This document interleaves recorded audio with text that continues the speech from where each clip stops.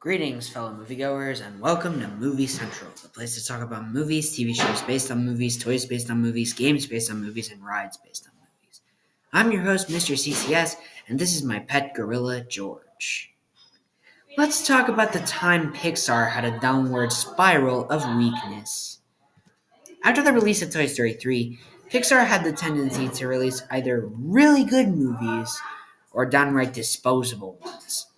And the period in which this occurred was in the span of the years of 2011 to 2017.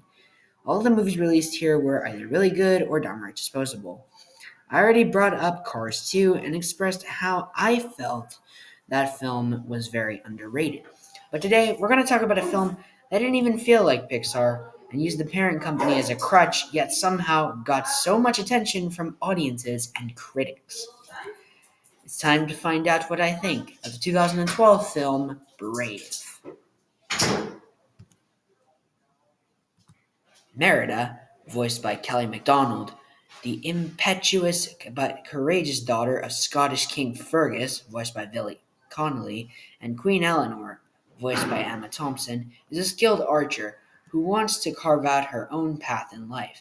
Her defiance of an age-old tradition angers the Highland lords and leads to chaos in the kingdom.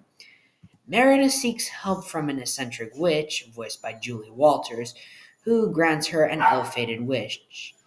Now Merida must discover the true meaning of courage and undo a beastly curse before it's too late. Oh my god, are you sure this is a Pixar film? Because from the looks of it, I don't really think so, as it more resembles either your standard Disney princess film or another mediocre film about Scotland, which, after Mel Gibson, we didn't need. But while the story is painfully unoriginal, are there any redeeming qualities to this movie? Starting off poorly, we have the characters. Merida is such an obnoxious character. Now, I don't blame Kelly MacDonald for this, as she is a really talented actress, as demonstrated in her roles in Nanny McPhee, Goodbye Christopher Robin, and especially her breakout role in movies like Trainspotting.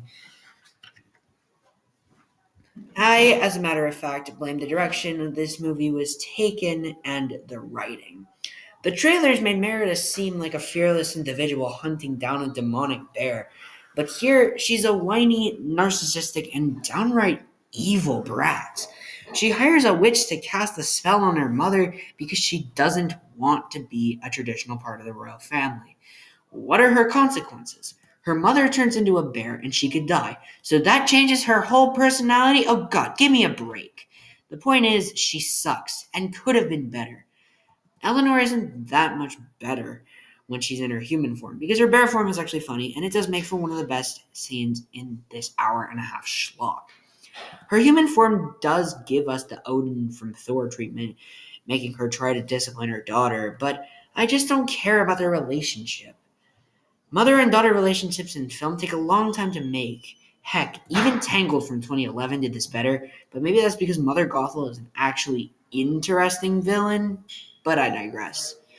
But this feels so unnatural. King Fergus has one really good moment, but he's used for some bad comedic moments, such as this. How on earth is this from freaking Pixar? The same studio who gave us some great adult jokes in movies like The Incredibles. This is the lowest brow humor in any of these movies, and that is just heartbreaking. And this is the same movie with awesome posters that made the movie look more violent than it actually really was. Heck, there are more comedic relief characters like the triplets, every suitor, the screaming maid. All of these stupid characters in the basic book of bad comedy are here, and it really sucks that this is the case. The witch is here for one scene, and I didn't have a picture here for some reason, and a poor little annoying moment as a vision, but that's it. She's not here for much. As for the villain, and the only really good character in this movie, Mordew was the only silent character in this movie, and he had an interesting backstory.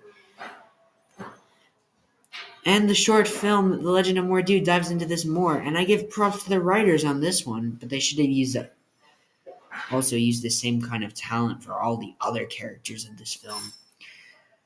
These aren't the worst Pixar characters ever, and you'll find out who those characters are in a future review. But I need to talk about the animation before I start to lose myself. The animation in this film is pretty good. The atmosphere of the world is really nice, the character design is pretty good, and it feels like a mystical take on Scotland. Better than what a 39-year-old American thinks it looks like. Okay, that's enough on roasting Mel Gibson's Braveheart, which I haven't seen, but I've heard a whole bunch about. Patrick Doyle composes the score, and major props to the guy, but considering I don't like watching this movie, I don't really remember the score, so I'll have to give it a listen sometime to really get a feel. But his resume is so strong, so I think it's good. So yeah, I don't hate Brave because the animation and the score is great and hopefully good. But the characters and the story really make me dislike this film, which is why it gets a 5 out of 10. Not for Scotland, for mediocrity. Well, that's it for this review. Feel free to leave your thoughts on the movie below, and tune in next week when I take a look at Monsters University. With that said, my name is Mr. CCS, and this is Movie Central, and that, my friends, is a wrap. See you next week.